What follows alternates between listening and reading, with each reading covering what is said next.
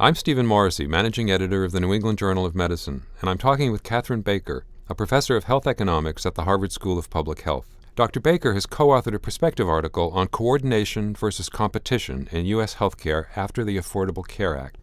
Dr. Baicker, you describe healthcare reforms designed to increase coordination among healthcare provider organizations and reforms designed to increase competition, and those two things may undercut one another. So I have two questions. Would it be better or even possible to choose one direction or the other? And to what extent are we trying to adjust this balance because it's politically impossible to completely dismantle the mixed system that's in place in the United States? Thanks for giving me the chance to talk about this study. I do think there's a trade-off between competition and coordination in policies that are designed to improve the value and quality of care for U.S. health consumers.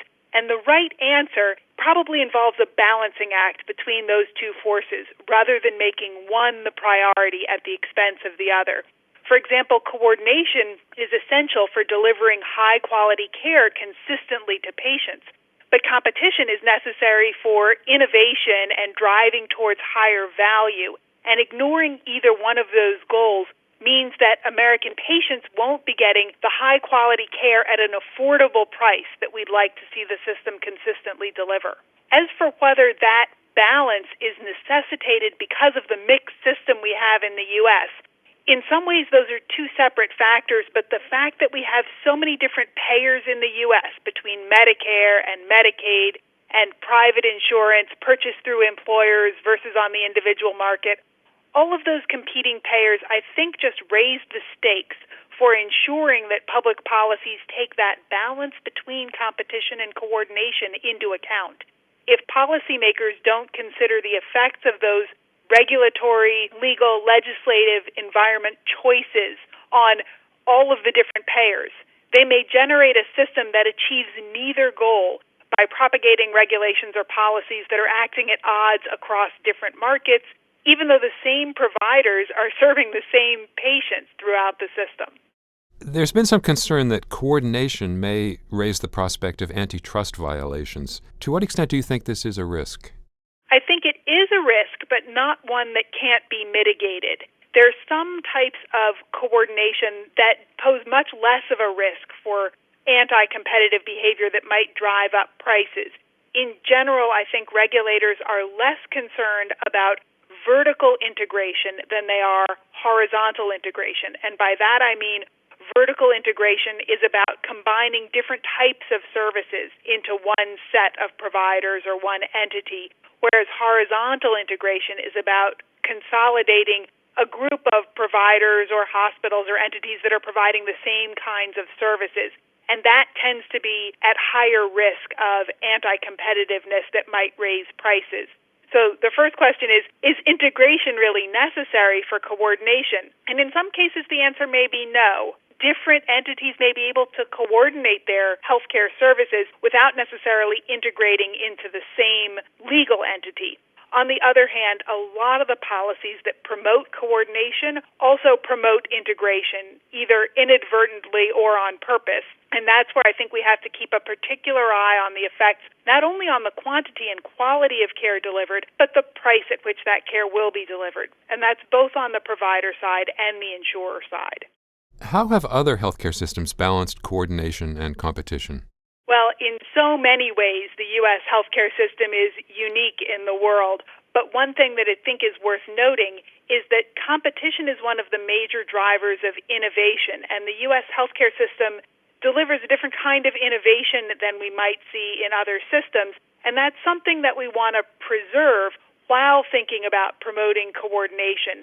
So the balancing act needs to take into account not only value of the current set of services that are delivered, but the effects on innovation to develop new technologies, new insurance products, new medicines.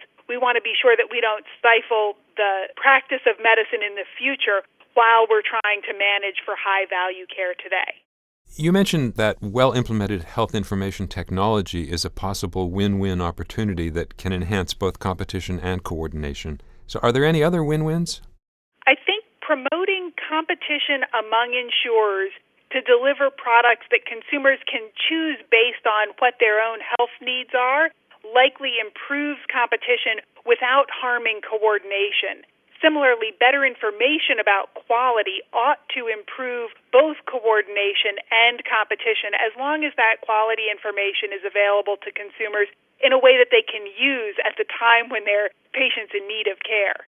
In your article, you focus on provider organizations, but we've talked a bit here about payers as well. The new health insurance exchanges have certain bottom-line government-defined rules, but they are designed to provide consumers with choices. So do they strike the right balance between coordination and competition?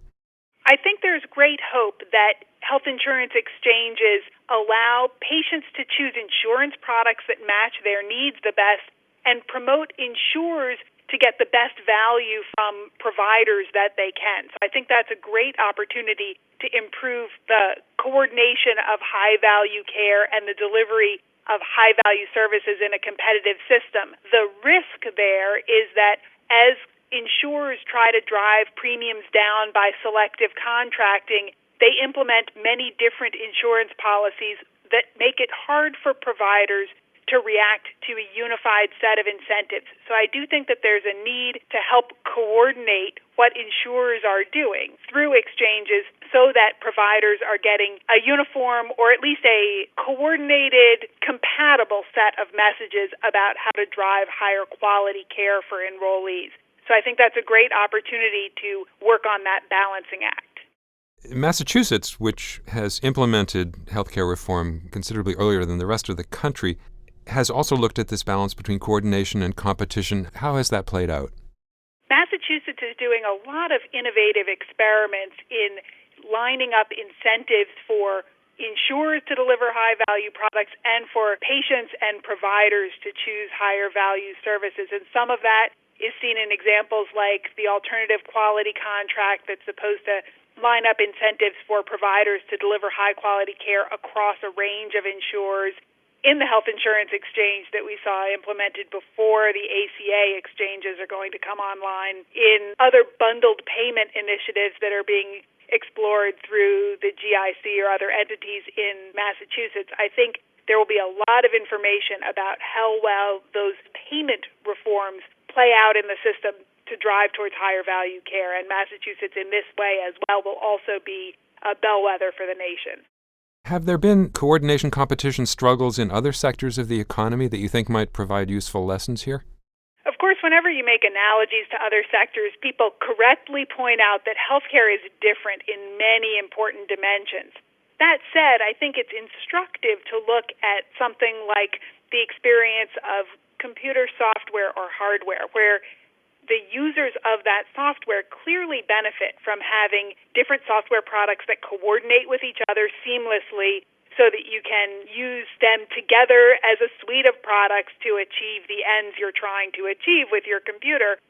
On the other hand, there's clearly a great risk of anti-competitive behavior that drives prices up for the consumers or the end users. And that balancing act is clearly something that regulatory authorities have struggled with in that industry.